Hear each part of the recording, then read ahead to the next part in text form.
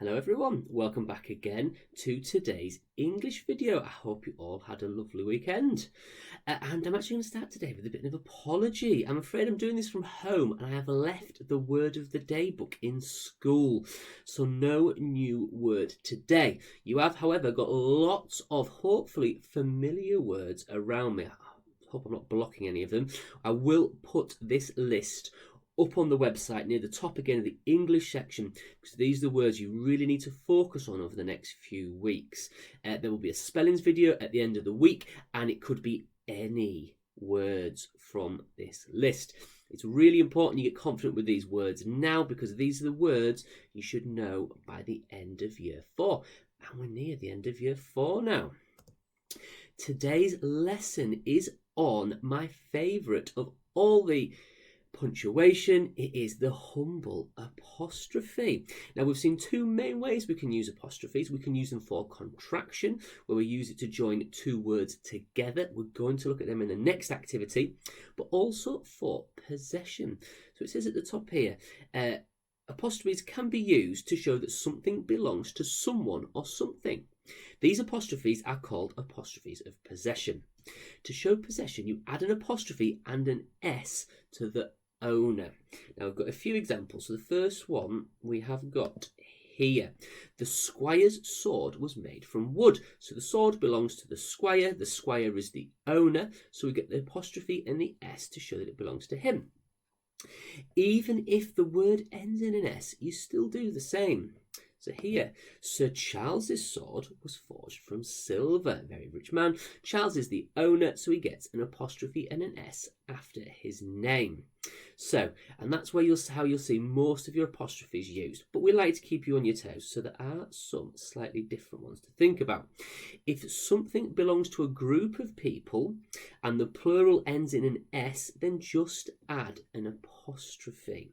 So remember, we're thinking about singular and plural. So singular is one thing, plural is a group of people or things. So here, or nouns, here we've got soldiers, okay?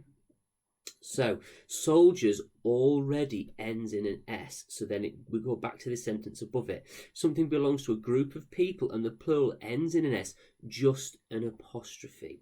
So if it's a single person or a single thing, noun, like Charles, we get an apostrophe and an S. When it's a group, we drop the S. You can see there, it's soldiers, just an apostrophe, okay?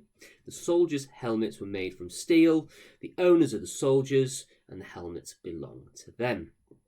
Now then, just to make life a little bit more interesting, if it's an irregular plural and it doesn't end in an S, then and an apostrophe and an S, just like before, okay? So the irregular plural here is women, okay? So you don't say womans, you say women for a group of women. So here we've got women's clothes were made from wool and linen. So actually, even though it's we're talking about irregular plurals and maybe some vocabulary you're not as familiar with, then we just revert back here to what we did to begin with. Okay, so an irregular plural means it's a different word to the singular version. Now, women and woman are very interesting because I hope my head's not in the way. They are in our statutory year 4 spellings, even if my pen has frozen. So what I would like you to do is to rewrite each phrase below using the possessive form of the noun. The first one has been done for you. So the possessive form of the noun means that the noun, the name, the person that possesses it, the owner, is going to have the apostrophe and S to show that it is theirs, it belongs to him. So the first one, the hammer of the blacksmith. Okay, so the blacksmith is the owner. So we're going to rewrite the sentence so it says the blacksmith's hammer. Okay, is then a possessive noun. The noun, the name is the blacksmith, and the thing is owning is the hammer. So have a go through those 10 examples there, using number 1 as an example and remembering the examples we've got above to help us. Okay, so we now have the next page of our story. "What do you think you're doing?" screeched Lady Angelica. we've come to rescue you," Pip explained to her. "A fat lot of good you've been," she grumbled. "Now we're all in a cell together. I'll never get out of here. We won't be able to escape with you two tied up in the tower as well." "She's an ungrateful minx," snarled the Black Knight. "You could start by untying us," he suggested. Lady Angelica fumbled at the twine that bound Pip and the Black Knight together, but continued to whinge and whine. "Why hasn't Sir Ansell come to rescue me?" she demanded to know. "He would have got me out of this horrid tower." Pip, who, of course, knew only too well why Sir Ansell hadn't joined them on the rescue mission, remained resolutely silent on the matter.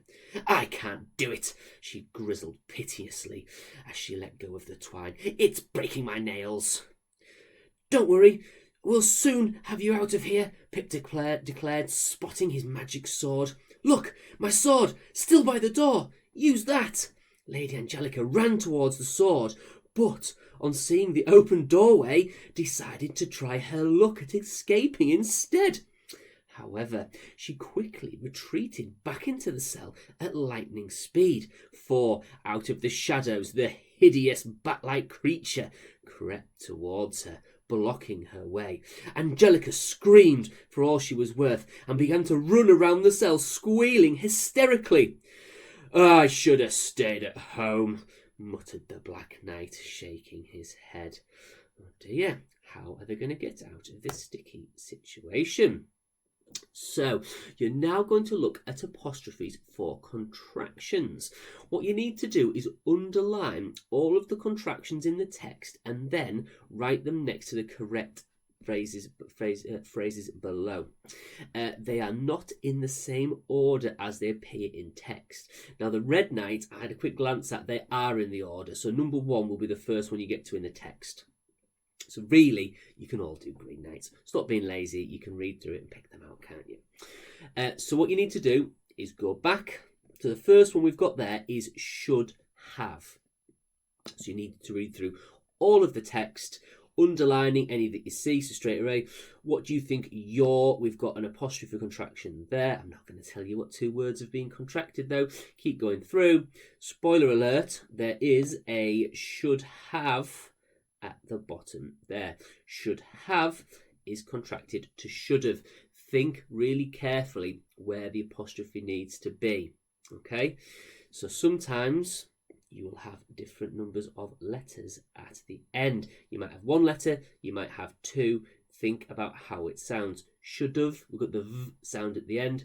Should have will be the answer to number 1, and it will go in there. You've got loads to do there. And importantly, 2 things. Tick how you feel about the activity. It really helps me at a glance to see how the class has done. And make sure you are doing the extensions. Speaking to you and your families on Thursday, lots of people saying they needed reasons and things to do to practice your writing. Okay, it's really important you keep up with your handwriting. Everybody, please. This is nice and short. It's nice and quick. You can have some fun with the sentences. You can be silly. You can be funny. You can be serious. You can link it into some other work you are doing. Maybe some research, the research projects that people are looking at. Okay, so you need to write these contractions in sentences of your own. I know you don't have all the resources at home, but if you have lined paper, please use it. It's really important that you're getting your ascenders and descenders right. You're getting your capital and lowercase letters the correct size. The more work you all do on your handwriting, punctuation, spelling now, the less you will need to do in September.